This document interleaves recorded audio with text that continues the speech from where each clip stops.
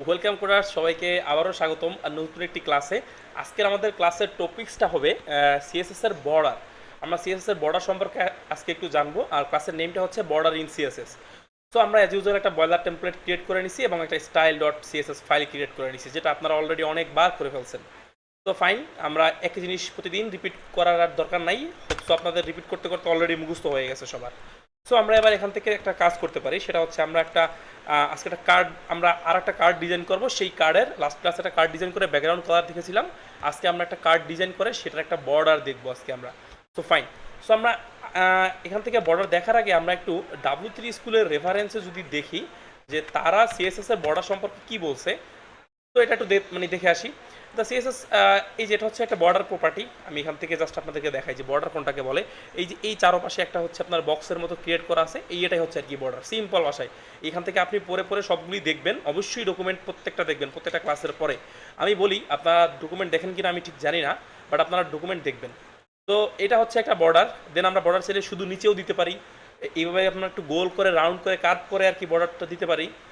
দেন এক পাশেও দিতে পারি, চাইলে বাম পাশে, ডান পাশে, উপরে, নিচে, যে কোনো এক পাশে স্পেসিফিকভাবে একটা বর্ডার দিতে পারি।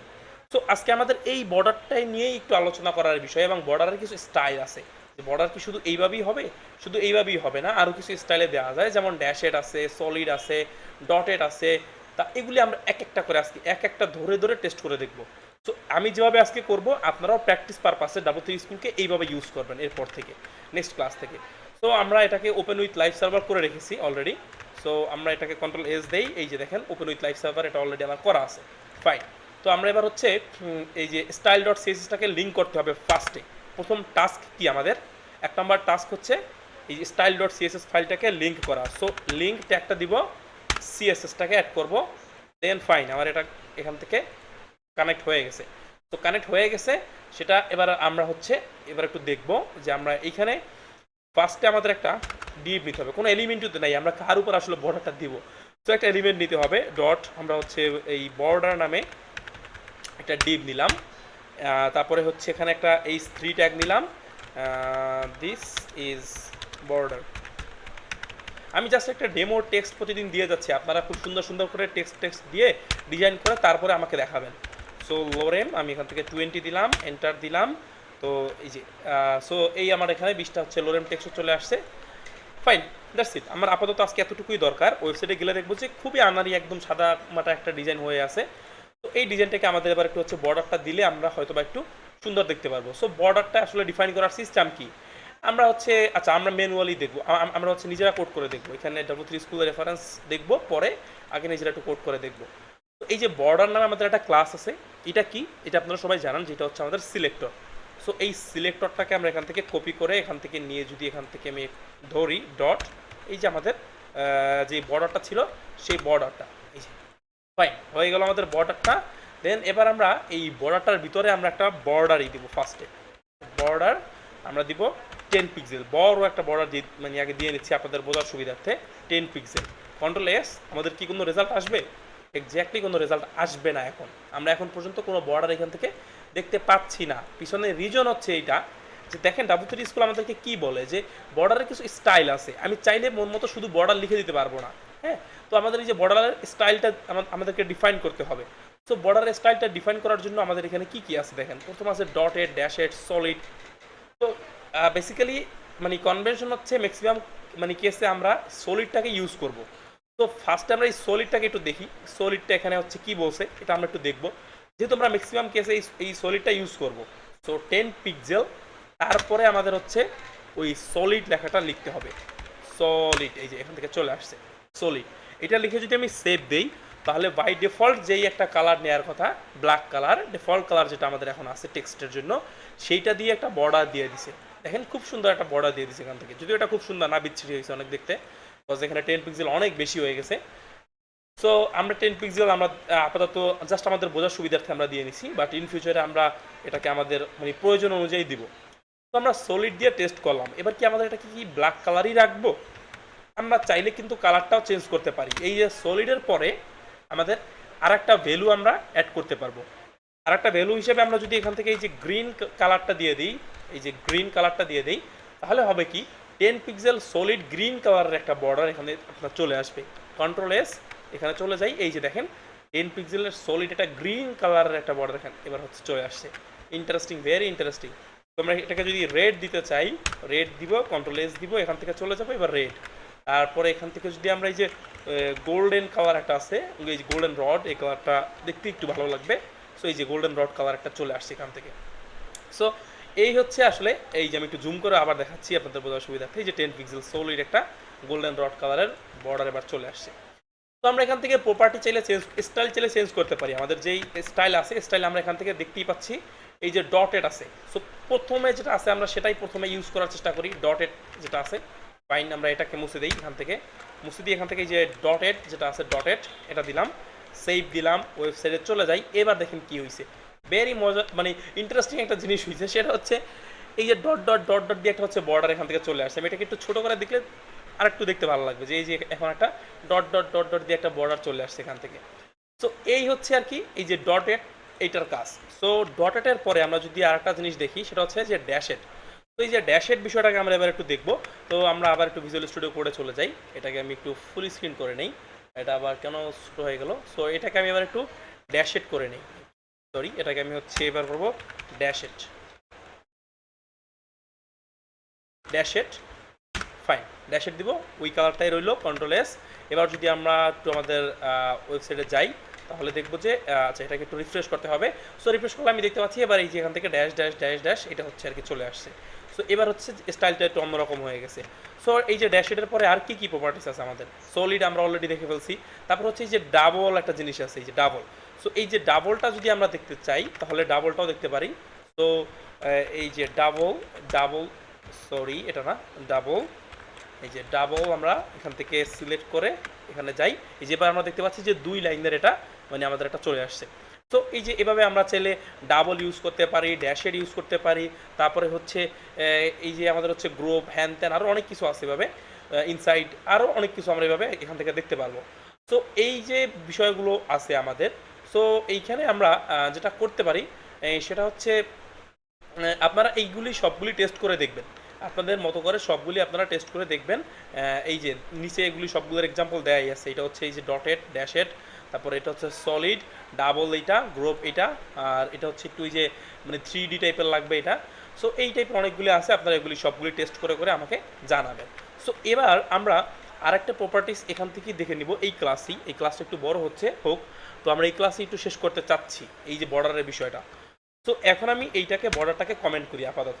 সো বর্ডারটাকে কমেন্ট করে আমি যদি একটু নিচে যাই, নিচে গিয়ে আবার একটা বর্ডার লিখি, বর্ডার, এই যে এখান থেকে বর্ডার লিখলে আমি দেখতে পাচ্ছি যে বর্ডারের পরে এই যে বটম, তারপরে টপ, তারপরে লেফট রাইট, এই চারটা আমাদের ভ্যালু আছে। এই যে লেফট রাইট আর বটম আর টপ, এই চারটা থেকে আমরা যে কোনো একটা যদি দেই, প্রথমে আমরা এই যে বটম যেটা আছে, মানে বটম মানেই তো বুঝতে পারতেছেন নিচের দিকে যেটা হবে আর কি, সেটা হচ্ছে বটম, আর টপ মানে উপরের দিকে, লেফট রাইট তো দুই দিকে দুইটা হবে এই আর কি। তো বটমটাকে আমরা দিলাম, বটমটাকে আমরা 10 পিক্সেল, আমরা একটু বড় করে দিচ্ছি যাতে আপনারা বুঝতে পারেন, সেজন্য 10 পিক্সেল সলিড। এটা হচ্ছে আমি কালার দিয়ে দেবো গ্রে, গ্রে কালারই দিয়ে দিই আপাতত। ফাইন। তো এবার আমরা দেখতে পাচ্ছি শুধুমাত্র নিচে কালারটা আছে, আমি 100 তো ফিক্স করে দিই এটাকে, এই শুধুমাত্র নিচের দিকে কালারটা আছে, একটা হরিজন্টাল লাইনের মতো নিচের দিকে কালারটা আছে। তো এই যে বটমের জায়গায় যদি আমি হচ্ছে টপ করি, তারপরে হচ্ছে আমি আরও কী কী করতে পারি দেখি। এই যে টপ করলাম, টপ করলে এবার দেখবেন এই যে উপরের দিকে চলে গেছে, উপরের দিকে শুধুমাত্র বর্ডারটা আছে, আর কোথাও নাই। তো তারপরে হচ্ছে যদি আমরা একটু হচ্ছে রাইট করি, সো রাইট করলে আমরা দেখতে পারবো যে এই যে এই পাশে হচ্ছে শুধুমাত্র চলে আসছে, এই যে এখানে দেখতে পাচ্ছেন। তো তারপরে হচ্ছে আমরা যদি লেফট করি, লেফট করলেও দেখতে পারবো যে এক পাশে চলে গেছে, এই পাশে এই যে লেফটে শুধুমাত্র আমাদের একটা বর্ডার আছে। তো এইটা হচ্ছে যে টপ, তারপরে হচ্ছে লেফট রাইট। এখন আমরা কি হোয়াট ইফ আমরা যদি এখান থেকে দুইটা দিতে চাই, উপরেও দিব আমরা, আর হচ্ছে আমরা এই যে এটা আছে লেফট, লেফটেও থাকবে আর টপেও থাকবে। তো জাস্ট আমি দুইটাই দিতে পারি। সো লেফটের নিচেটা থাক, উপরেটা আমি টপ করে দিই, টপ, যে টপ 10 পিক্সেল সলিড গ্রে, আর এটা হচ্ছে লেফটের 10 পিক্সেল সলিড গ্রে। এবার দেখেন এইরকম একটা শেপের একটা বর্ডার চলে আসছে আমাদের। আচ্ছা 10 পিক্সেল উইয়ার্ড লাগতেছে খুব। সো আমি এই 10 পিক্সেলটাকে একটা কাজ করি, এটাকে আমি হচ্ছে 5 পিক্সেল করে দিই, 5 পিক্সেল করে দিই, বুঝতেও পারবেন এবং একটু ছোটো হবে, দেখতে ভালো লাগবে। এই যে এখন এটা মোটামুটি দেখতে ঠিক আছে। দেন আমরা হচ্ছে আর একটা কাজ করতে পারি, সেটা হচ্ছে আমরা এইটাকে আমরা এইভাবে চাইলে 2 লাইনে না লিখে এক লাইনে আমরা এইভাবে চাইলে 4 লাইনেও তো লিখতে পারি। আমরা মোট হচ্ছে 4টা লাইন করে 4টা লাইনে টপ বটম লেফট রাইট সবগুলো দিতে পারি, তাই না? সো আমরা আচ্ছা একটু হচ্ছে করেই দেখি আমরা। এই যে টপ, তারপরেটা হচ্ছে আমরা দিব যে বটম, বটম, তারপরে হচ্ছে লেফট, তারপরে হচ্ছে রাইট, ফাইন। তো এবার আমাদের সব দিকে একই কালার আসছে। এবার আমরা ইন্টারেস্টিং একটা জিনিস করতে পারি, এখান থেকে চাইলে কালারটা চেঞ্জ করতে পারি। তো সিএসএস হচ্ছে একটা আর্ট আমার কাছে অন্তত। তো এই আর্ট হচ্ছে আপনারা যত সুন্দর করে করতে পারেন অতই আপনাদের কাছে হচ্ছে মানে ক্লাস করতে ভালো লাগবে, কাজ করতে ভালো লাগবে। এবার দেখেন চারদিকে 4টা টাইপের হচ্ছে আমার বর্ডার হয়েছে। ভেরি ইন্টারেস্টিং ফানি একটা জিনিস হয়েছে এখান থেকে। তো সুন্দর একটা বিষয় আমরা এখান থেকে করতে পারলাম।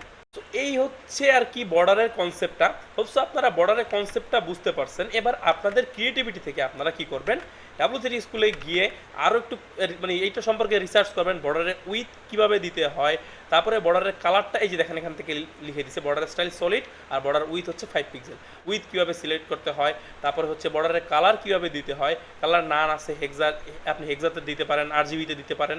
তো এইভাবে কালার দিতে পারেন। তারপরে হচ্ছে আপনি এই যে এই টাইপের হচ্ছে একটা হলো যা বর্ডারের ভিতরে দুই পাশে দুইটা দিতে চাইলে সেক্ষেত্রে কী করতে পারেন, এই যে বর্ডার টপ স্টাইল ডটেড আর বর্ডার হচ্ছে রাইট স্টাইল হচ্ছে হলো যে আপনার সলিড, এই টাইপের আপনি দিতে পারেন।